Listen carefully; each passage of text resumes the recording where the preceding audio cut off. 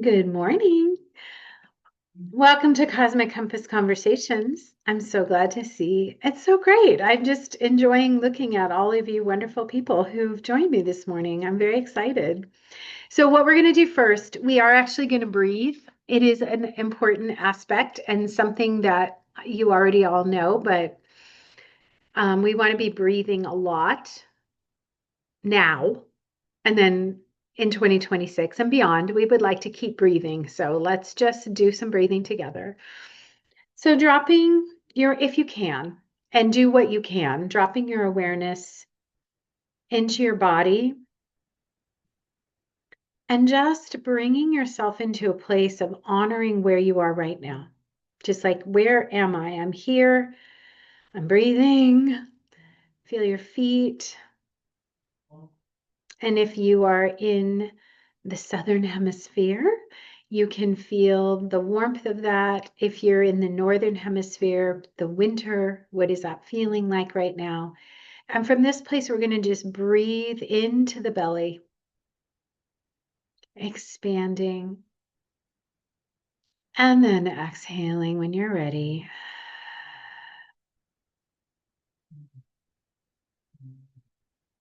And breathing in, expanding the belly, and exhaling when you're ready. And this time, feeling the earth beneath your feet. Breathing in up through the soles of the feet, that grounded, supportive energy. Expanding the belly. And exhaling. And just taking a moment here as you drop your awareness down to the earth, thanking the earth, thanking all those who have come before. And on this next breath, feeling the connection to all those who are gathered and all those who are listening. And then exhaling.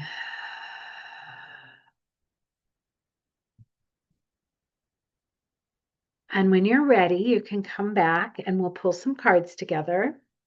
And we're going to pull cards. We're going to pull cards for this week first. We will pull cards, maybe. We might wait. I might wait and pull cards for the year next Monday because it's closer. But let's just definitely pull some cards for this week of 20. Yeah, this week, one of the last of 2025. All right. Last full week of 2025. That's what I was thinking. Okay, coming back from that minute. I mean, those breathing, I could go for hours there. I was like, okay, this feels good. All right. First card for the week. Also being reminded to share something about tomorrow. There's a Jupiter Venus trine, I think. I'll have to look, but I think it's a Jupiter Venus trine tomorrow. Tuesday should be a really beautiful day. So just even if it's not the most perfect day, important to remember your heart and important to remember love. And I think I say this probably every week, but make sure you tell someone you love them. Okay. That would be helpful. I mean, every day, but certainly I would choose to do that. I would choose to do that this week quite a bit. Okay. You're going to love this card for our first card. All right, all those creatives out there in your studios, take note. All right, the visions begin. So here we have the Ace of Wands. I'm not going to say too much, but this is my favorite card. Watch. This is what I like to do with this card. I just put it on my head. There. Perfect, huh? Okay. So what I would like you to do is just deepen into this card. If this is you, yes, dogs and horses count. Yes. If this is you, exactly, always, exactly. What are you feeling? What's happening here? How does this affect you? What are you noticing? I really have to hold it. I mean, if I'm going to hold it up in front of my face, I really have to hold it here. Okay. So just enjoying this moment, just enjoying this moment right now. All right. I'm going to bring it down. This is just too much fun. Okay. That's my favorite card to do. All right. Next card. I'm not going to say too much. I'm going to let you be with this. Okay.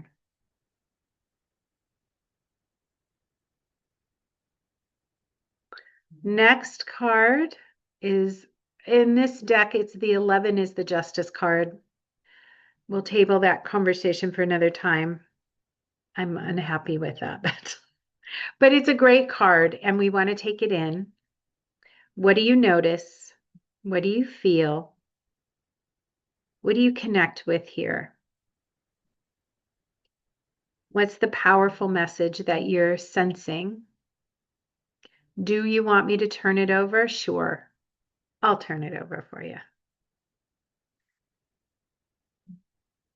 Ah, this one. That's great. I love it. Did you turn it upside down so they could see it? No. All right. All right. It did come right side up though, so just so you know. All right. Again, your job is just to be with these cards. There's no right or wrong, just what is here for you. Third card for the week. Oh, this is interesting. This kind of fell out. We get this card nearly every single week. So there must be a very strong message. Maybe. To get it. There we go. There we go. Six of Wands. I always like the look of this card. This feels good to me. But again, if this is you or if you're any part of the card, it's kind of like a dream in that sense. Intuition, tarot, all of it, it's very much utilizing the energy that we have in our dreams. You could be any part of any of these cards.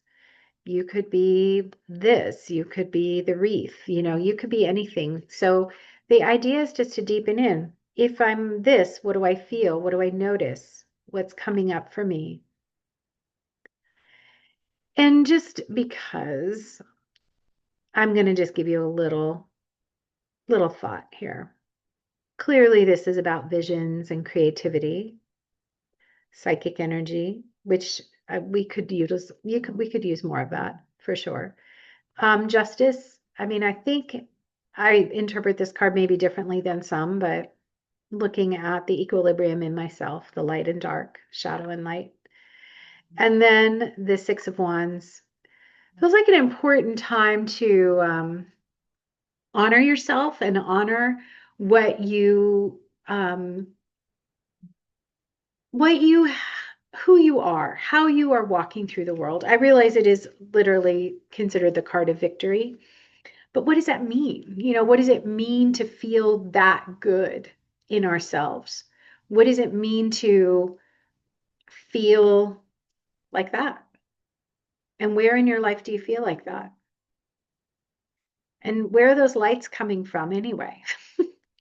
So these are the questions I give to you to consider as you deepen into the cards. And then later in the newsletter, I'll put the affirmations that go with the cards. So thank you to Chris Ann from the Light Seers Tarot. Every time I ask every week, what deck should I use? Like I have a lot, right? Every week I hear use this one. This one's a great one to start the week. So I'm like, okay, that's what we're going to do. All right. Now, what you've all been waiting for, 2026. So I was trying to think of a really great title for 2026. All I could come up with is this is the year you've trained for. Now, that's not catchy. It's certainly not very sexy, but it's the year you've trained for. So this is it. This is what we came for. I mean, we could also say this is the year we came for, but I kept hearing this is the year you trained for. And, you know, Okay, so 2026. There's a lot happening. You've already heard me talk about much of it, but I thought, all right, how can we move into 2026 with grace? How can we move into 2026 knowing that we're about to move into an era that has not dawned in this way? Yeah, this is the year we train for. Thank you. Yeah, not the sexiest title. Sorry. Oh well. Um, how can we move in with grace into a year that becomes it literally is the beginning of a new era. There's a lot of hype. I mean, you can watch a million YouTube videos and there's a lot out there that's really, really, really good. And some of it is very hype oriented, and that's not my style. But I will say this, next year is it's a big year. We have not had what we're having next year for thousands and thousands of years. So that seems pretty important to me. You know, on the scale of 1 to 10, I'm giving it a 10 of importance. It's also a year numerologically where we have options. It's a 10 year. I like double digits. I go with that until I can't. Um, a lot of people are calling it a 1 year. And I've read a lot. I understand why they're going to the one because of what's happening astrologically in the beginnings and the fresh starts and the newness and all of that. And I decided to stay with the 10 year.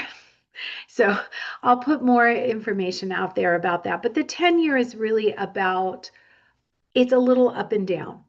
10, the Wheel of Fortune, which you're all familiar with, it moves.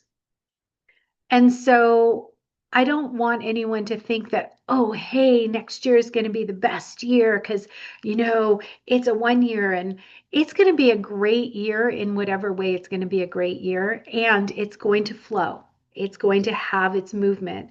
And a Wheel of Fortune year suggests that it is important for us to stay in gratitude, to connect with what makes us feel abundant from the inside out. The Wheel of Fortune year suggests that, we are together on this journey. Yeah, exactly. Thank you. There's a movement that we are in that allows us to honor where we are fortunate. So think about the Wheel of Fortune. I mean, I know it sounds funny when I say it like that for those of us in the United States, but if you think about where we are fortunate, where am I fortunate in my life? And what does that really mean? And how can I honor that fortune? How can I honor my good fortune? And again, if we look at Fortuna, okay, the goddess of fortune, she says that we are fortunate when we have food, shelter, warmth when we need it, or cool when we need it. I'm looking at someone in the southern hemisphere right now. Um, Fortune means I have what I need, and really good fortune means I have enough to share. That's really cool. So next year allows us to really deepen into what it is I have and what it is I have to share. So I'm excited about that for us. And I'll say more about that in the coming months and so forth. But I do think that really deepening into where am I fortunate? How am I fortunate? Is a really good practice. So that goes with the gratitude practice that I put in the email. And it just happened to be 40 days until Neptune moved into Aries. So that's where I came up with the 40 days. So 40 days of gratitude starting yesterday. And like this morning, just really being clear what I am grateful for, because it's easy to wake up. I should say for me, it's easy to wake up and maybe I have a slight headache, or maybe there's, something I need to get done that I didn't get done. It's easy to go into the mode of that, like, I have so much I need to do, or, oh. So instead of doing that, what I'm doing is I'm saying, before I get out of bed, just really deepening into what I'm grateful for. And I think a lot of us naturally do that anyway, but to make it a practice and to make it intentional for 40 days brings us into the next era, I think, in a really powerful way. And it deepens us into that fortune, our fortune, our good fortune of waking up. I mean, kind of be clear, that feels like good fortune to me right now. I love that I get to wake up and I'm in a very spacious room and I've slept and I'm here, and that feels really good all by itself. Okay. And then I can just add to that. So as you move through the 40 days, just, you don't have to write it down, but if you want to, you can. It would be interesting to notice where you feel the most gratitude, or when you feel the most gratitude. And then you might also notice where it is that you want to share your gratitude. So like I said, for tomorrow, tell someone you love them. And yes, you can tell the horse or the dog or the cat, or the sun, you love the sun, or the moon, or the stars, whatever. Just express love in some form. That'll work. Okay, so I'm going to bounce around a lot because it's my way, as you well know. I have another bit of homework for us. Okay, so yes, the gratitude practice, if you want to take it on for 40 days. But here's something that came to me, was a gift for me this morning. I'm deepening in. I'm just asking, what is it that would be most helpful to share today? And I am not kidding you. I pulled a card, and it is the most perfect card for how we can prepare for next year. You ready? Ready? Okay. Nice path to the mountain, coming down or going up. Make a mission statement for your soul. Make a mission statement for your soul. I mean, that is exactly what we need going into next year. So for a lot of us, our North Node can give us a little bit of indication about what our mission statement can look like. So if you need some help, your North Node will fall in one of the signs. Many of us have a North Node in Pisces, in this group, and some of us have North Node in Cancer, some have it in, we're all over the place. But understanding where your North Node is very helpful. Ooh, and that's very good information. Love that. Thank you. Once you know where your North Node is, you can look at what you promised your soul you would do this time. Okay. And once you know that, then you could make a mission statement for your soul.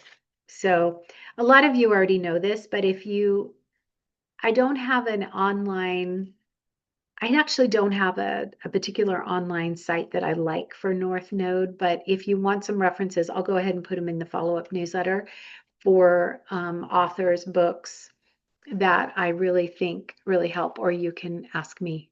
That's always good. Jan Spiller's my favorite. You got it. But there's some other good ones out there too. But once you identify where your North Node is, what I would like to ask myself, so I'm going to say I have North Node in Cancer. And I have to tell you all this. Your North Node it's a path. It looks like this.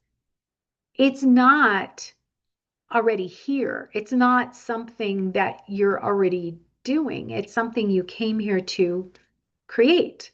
So we have a South Node, and that South Node gives us what we're beginning with. It shows us what we landed here with, the tools we have. It also shows us that what we're letting go of, so we can So we can move north. So we can, in fact, go more toward what we promised ourselves. So I have a Cancer North node. Some of you have that as well because our birthdays are close. And that Cancer North node says less about controlling and more about feeling. Okay. So within that, there's a lot more. But one of the things that I know about my North node is that it is important for me to deepen into vulnerability. It's important for me to feel. It's important for me to understand and know that there is something greater than myself. I do well when I coach or mentor, teach. And I bring some really powerful things with me from the Capricorn South Node, but ultimately, I'm here to guide and coach from the heart and from vulnerable places. This is not easy. You might think it is, but that's just because I've had many, many decades of practice. But I need a lot more. So I'm asking the universe for more practice. You can put that on your list too. More years of practice. You like this. So anyway, if I will do this because I will do this with you. I will make a mission statement for my soul going into next year. And the reason why this is helpful is with Neptune at 29 degrees Pisces right now. Now, Neptune's going to shift, I think, at the end of January. Let me just look at my notes here. And when Neptune is at 29, which it's never been in our lifetime, and it will never be again. Yeah, January 26th, that shifts into Aries. Neptune is saying, what does your soul, how does your soul want to enter into this new era? What is your soul bringing into this new era? All of this feels really, really, really important to me. And we've had Neptune here for a very long time, over 12 years. And so we've had time to deepen into our soul. Who am I? What is my soul here for? Why am I here? What else will I want to do while I'm here? There's a creativity to this as well. Like, how can I bring my creative spirit, kind of this energy here? How can I bring that creative, intuitive spirit into the world more? Once Neptune leaves Pisces and moves into Aries, we really do move into action. And to your point, transitions do take time, but there is an energy of movement that asks us to direct our focus. Neptune in Pisces, the shadow side of that is a lot of lack of focus, actually, not knowing, kind of feeling like you're moving through the fog. Once Neptune moves into Aries, the question becomes, where do I want to put my focus? How do I want to bring my creative life force energy and put that into motion in a new way? Now, it doesn't mean you have to start over. Like, I'm seeing people in their studios. Not like you need to leave behind all the things that you've been doing, but what new, fresh experience do you want to have with what you're doing? Or what else do you want to bring forward in what you're already doing, if it aligns with your soul? Now, if you're in a situation where you do not feel like you're aligning with your soul, then you have an opportunity as Neptune and Saturn move into Aries to shift into a different place. Now, these shifts, and I'm really appreciating, the comment about it takes time. Earth is a different kind of energy, so it can take more time for things to shift. Give yourself the grace. Give yourself grace. If you know you need to make a change, if you know you need to make a shift, give yourself time to do that. It's helpful. Right now is good. If there's something that my soul knows that it needs or wants, if I really focus on that mission statement for my soul right now, while Neptune is still at 29 degrees Pisces until January 26th, then I think I'll have a good map. I think you'll have a good map forward. And how do we do this? How do we drop into this knowing so that we can make that mission statement? It takes silence and going inward. Now, I realize that a couple of you, one of you for sure, is in the Southern Hemisphere. Other people in the Southern Hemisphere listen. I know that this time of year is more solar. And for us, it's a little different because, it's winter now. But the truth is, no matter what season it is, you can make time to listen. I can make time to listen. And in fact, it's really important that we do that more now than ever. So, one of the other things that, again, bringing into our time in 2026 is regular periods of silence.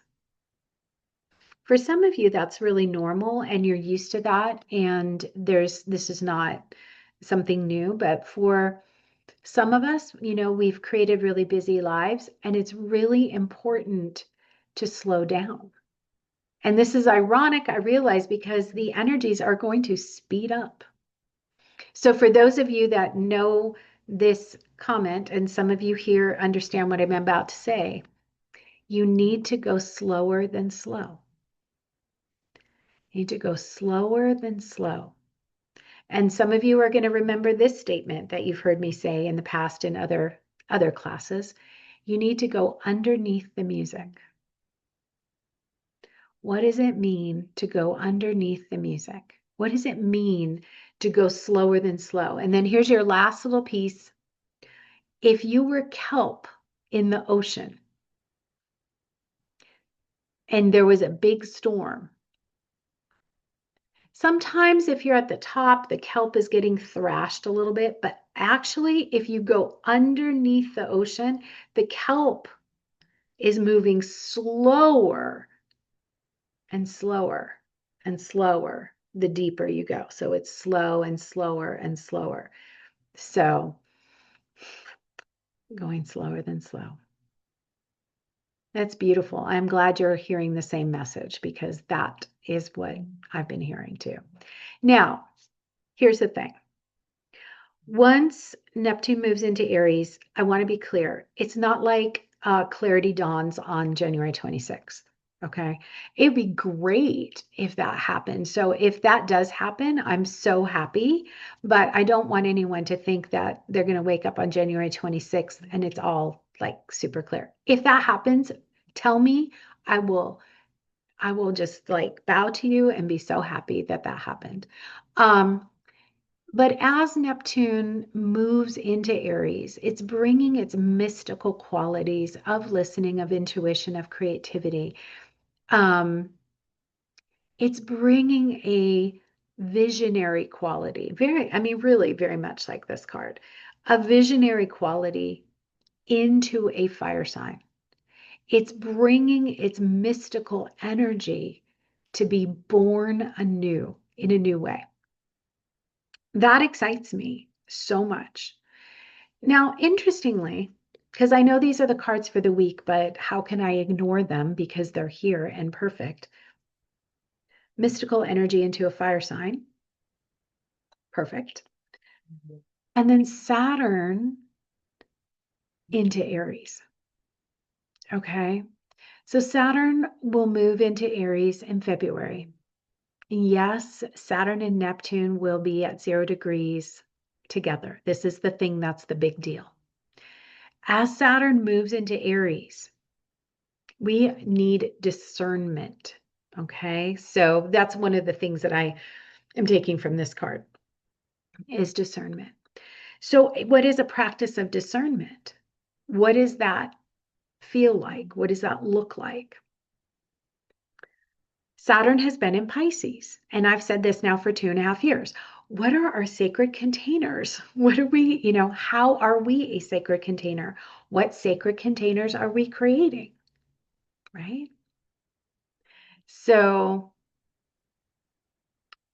our whole idea, our whole plan is to bring ourselves as the sacred container into next year. We are the sacred container.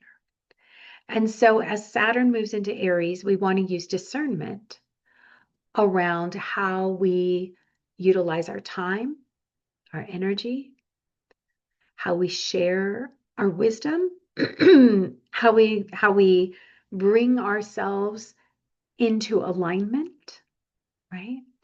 So we have to look at the shadow and the light. We want to be in discernment. There is a level of balance and equilibrium that we have worked hard for.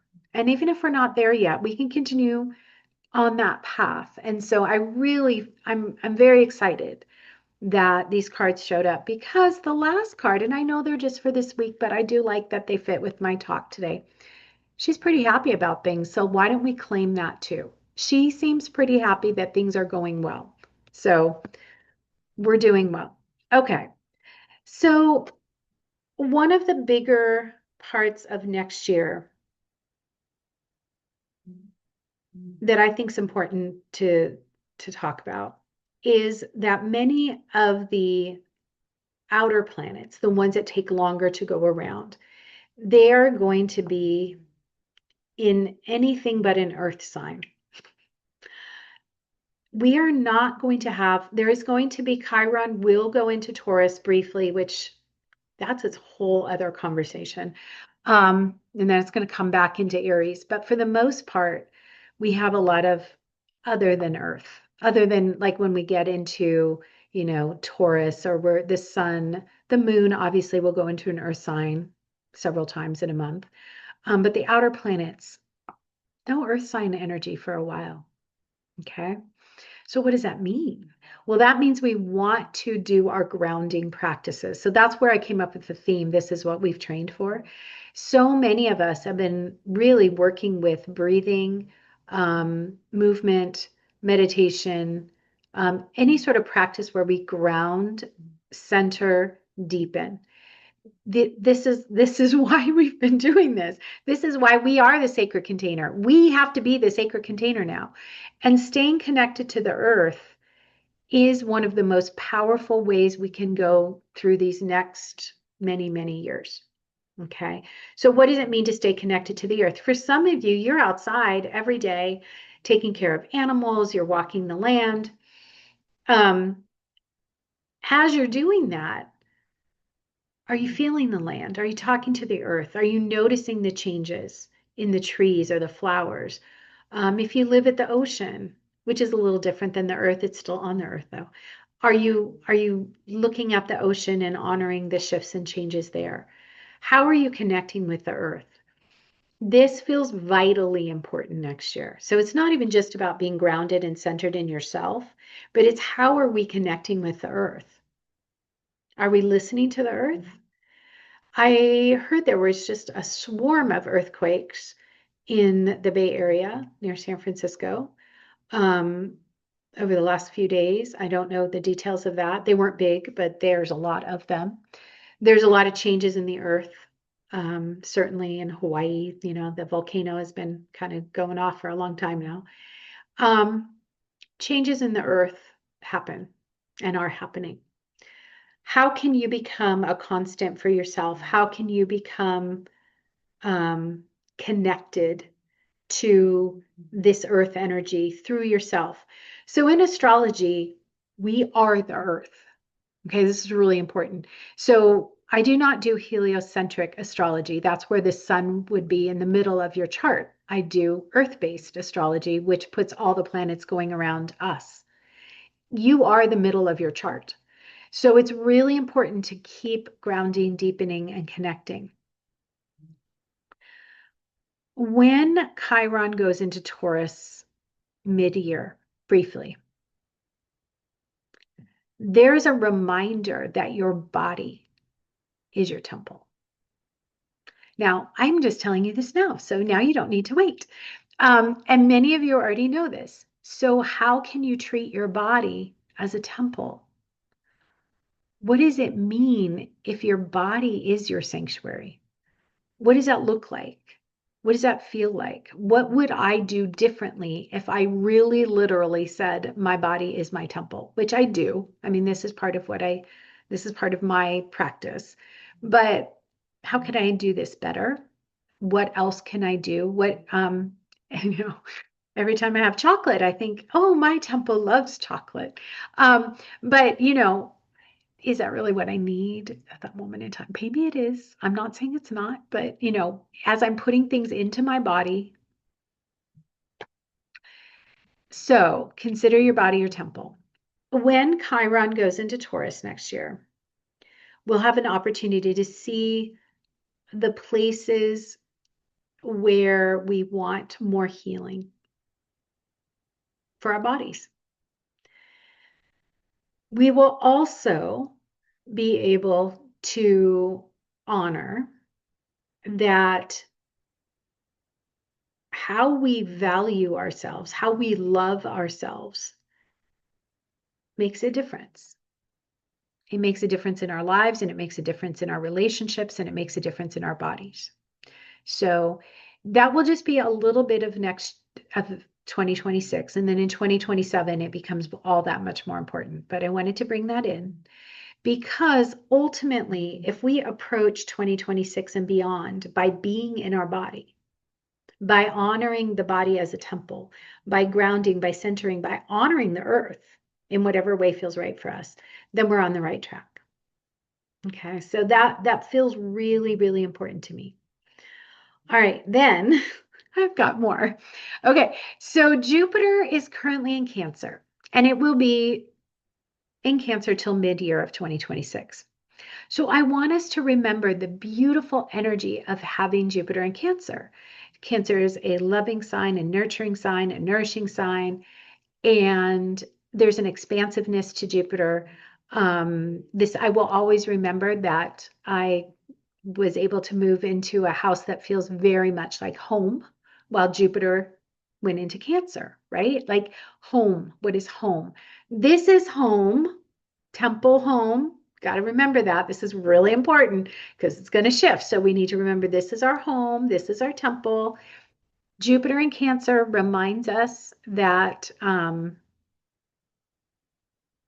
it's a really great question you put in the chat that I'm not going to get to right now, but we'll save that for a whole conversation for later because that's a great question. And for those of you listening, you'll just have to be in the mystery. But I really appreciate that question. So as we're deepening into home, as we're expanding into our inner home and maybe even an outer home, we need to nurture, and we need to take our nurturing, nourishing selves into next year. And then we want to really look at right now. This is the beauty of how this year is unfolding, if we have plenty of time to kind of still deepen into it. How can I nourish myself better? And what in my life requires more nourishment? And what is nourishment? I mean, you can really start to look at what are the definitions that you want to connect with. There is a very powerful, expansive energy that comes with Jupiter. Jupiter, if we're not looking at something or we're not seeing it, Jupiter will kind of keep making it bigger so we can see it. If there needs to be a change, Jupiter will bring blessings and opportunities. If there needs to be a change in how you are nourishing or nurturing yourself, you'll know, and you'll know what you need to do. Whether you do it or not, that's always the big question, but you'll know what you need to do. Changes in family structure, that can happen, both expanding and decreasing. So I'm just being, fair about how this works. And then working with the ancestors. Ancestral healing is something that we want to take with us into 2026 and beyond.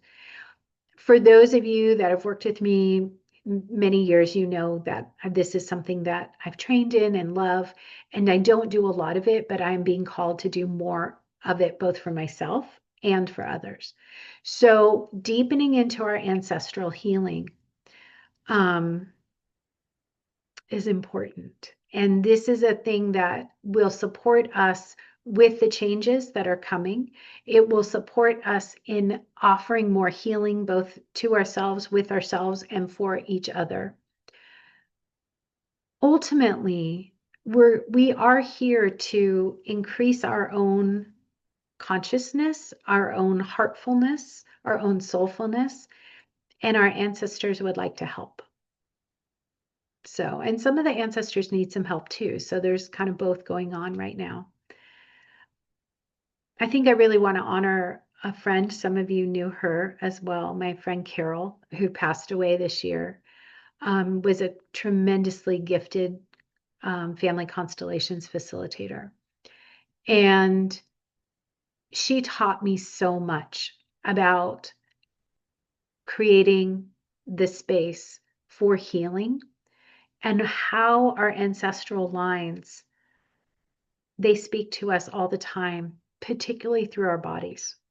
And that's how we're connected to them. So, what kind of healing wants to happen in your ancestral line? What kind of healing wants to happen in your family lines? It's a big question, but it's a Jupiter question. And it's a way of approaching the next 6 months. And again, as changes happen in families, it's a natural question. Why am I here? What is my role? And my guess is if you're listening to this or you're here right now, you already know that you are here to heal something within the family. It's kind of what you came to do. So you wouldn't be on this path if you weren't doing that work. So congratulations. And deepening into your knowing and your understanding of how you want to work with your ancestors. And it can be as profound and simple as having a photograph of an ancestor that you admire or an ancestor that you would like to know more about, and just spending time with that ancestor.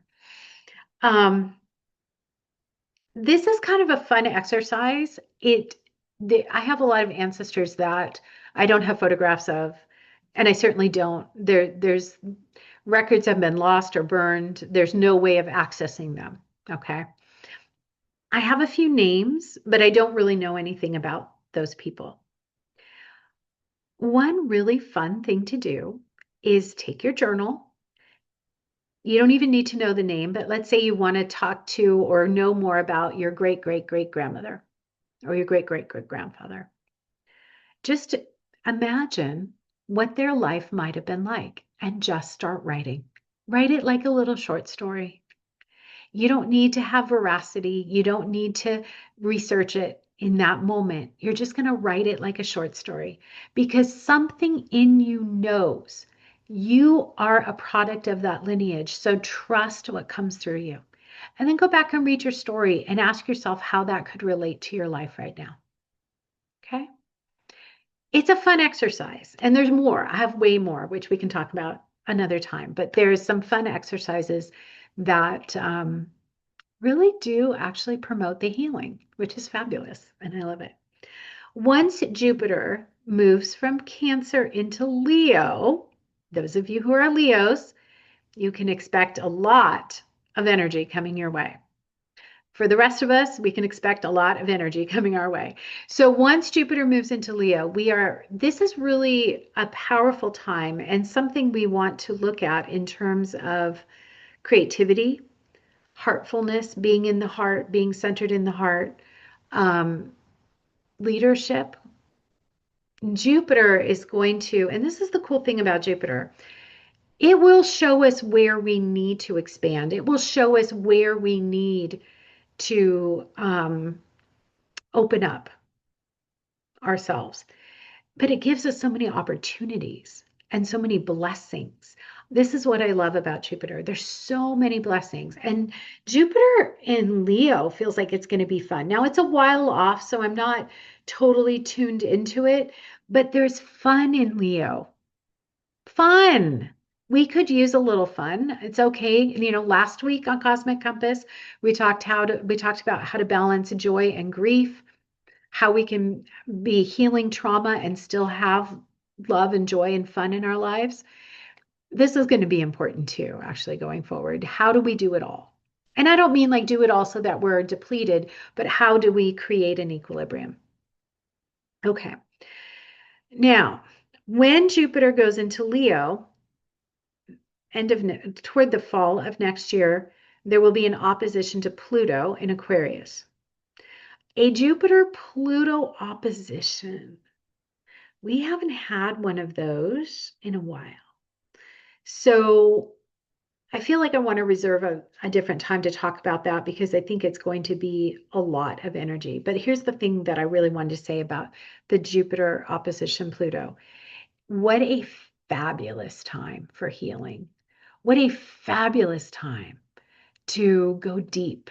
What a fabulous time for all of that richness that's within us, all of the intuitive, mysterious, magical energies to find a creative pathway. And because Pluto's in Aquarius, how can we be in service to life? How can we be in service to love? Because that's what Leo represents. Okay, how can I be in service to love? Okay, now Uranus. Okay, I don't think I'm going to be able to answer this last question. Okay, we'll have to come back to that question, but let's just talk about Uranus briefly. Uranus has dipped back into Taurus. It will be going back into Gemini next May, I believe. And here's what I want to say about Uranus, the Great Awakener. It does have another nickname called the Great Disruptor. Okay. But I prefer the Great Awakener because it just sounds better.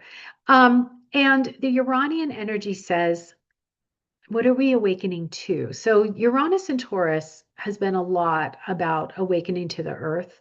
There's been a lot about awakening to value and resources. Yeah, exactly. There's been a lot about connecting to how we can stabilize when unexpected things happen. And that kind of goes with expect the unexpected, which was just put in the chat. When Uranus, we've had Uranus in Gemini already. It did a little preview. When it goes back in for 7 years, we are going to have an opportunity to learn things we never thought we could ever learn before.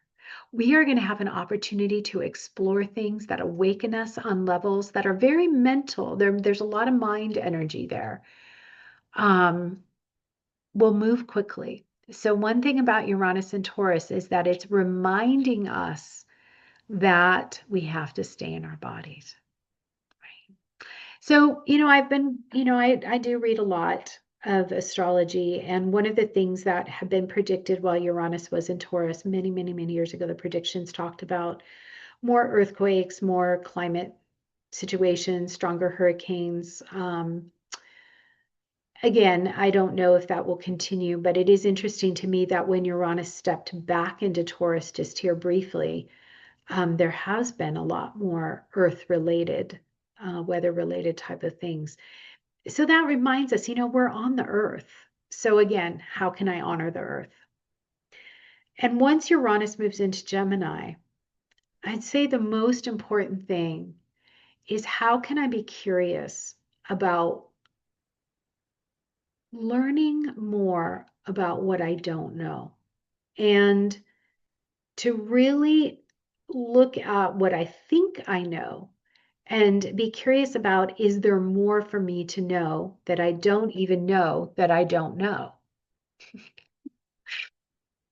And don't ask me to repeat that. So there's definitely a wonderful aspect of Uranus and Gemini, which is it will expand, awaken our curiosity to learn more, to know more. Here's the key though. We don't want to get so heady and so mental that we leave the sanctuary of our bodies. Okay, so connecting with the body. I love that. More discernment, more alignment. Yeah. And when does Uranus, she says, move into Gemini? I believe it's in May, but let me just check because that's my job. Maybe not. Maybe it's at the end of April, or maybe it's in June. It's in the mid-year. I know that much. If anyone wants to look it up for me, that would be great. If you know how to do that, I would love it. Oh, it's April 26th. I should know that. April 26th. It's right before my birthday. Yay. Uranus moved into Gemini on April 26th, so right before May. When there's a change in any planet into a sign or planet into a new house in your chart, it's interesting. The comment in the chat just got my attention because I was about to say it's a lot like taking off in an airplane and landing in an airplane. There's can be bumpy at the beginning and then it smooths out as you hit cruising altitude. So yes, there's a little bumpiness. And what does that mean, bumpiness? It just means that they're shifting, they're changing. And we'll be in that for a while because it's a long-term transit. So what am I saying? I'm saying it's really good to have your breathing, your centering, um, your gratitude, your journaling, your walking, your movement, whatever it is that brings you into your body, that helps you ground, that helps you connect with your soul. It is a year where the changes are tremendous. Now, for 2025, I called it the flow with the changes year. Yeah, we just got to keep going with that, really. Honestly, I think that's the bigger message is that we are still in a lot of change. Is there a bigger awakening of consciousness? You know what I would say is that every day you wake up and you wake up in gratitude and you ask for magic and you ask for guidance, then you have an awakening in consciousness available to you each and every day. You don't need to wait. Nobody needs to wait. We get to awaken every day, and that's what we're here for. And as you do that, as your vibration shifts, as your frequency changes, and I have lots of musicians here in this morning's gathering. If I'm a stringed instrument and I'm in an enclosed room and I'm in one corner and there's another stringed instrument in the other corner, if I pluck the string, me, and the instrument, and I start this vibration, the other instrument will start to vibrate. Vibration is real. This, we talk about vibration, frequency. These are measurable. I'm not making a sympathetic response from the music teacher herself. Thank you so much. Um, yeah, this happens. This is a real thing. So when I talk about deepening in and utilizing all the tools that we have, this is really the key. I mean, sometimes I think about myself as a tuning fork. If I'm a tuning fork, what do I want to be attuned to? How do I want to be attuned? Do I want to be attuned to the frequency and vibration of love? There's measurable frequencies of this. I think I'd rather be that than anything else, to be honest, but any sort of healing vibration or frequency would be helpful. So that's what I'm thinking. As we move into Uranus changing signs, Pluto is going to stay in Aquarius, but it's still pretty early. Saturn changing signs, Neptune changing signs, Jupiter changing signs. Thank you. There's every reason for all of us to ground, to deepen, to center, to listen, to take our time. We don't have to move quickly. The Aries energy will want us to move quickly. I tell you, be like kelp under the ocean in a storm, slower than slow. It will benefit you beyond measure. The deeper you are in yourself, the deeper you move into this sacred container that you are, the more you use all the tools that you've been learning and maybe learn some more, especially when Uranus goes into Gemini.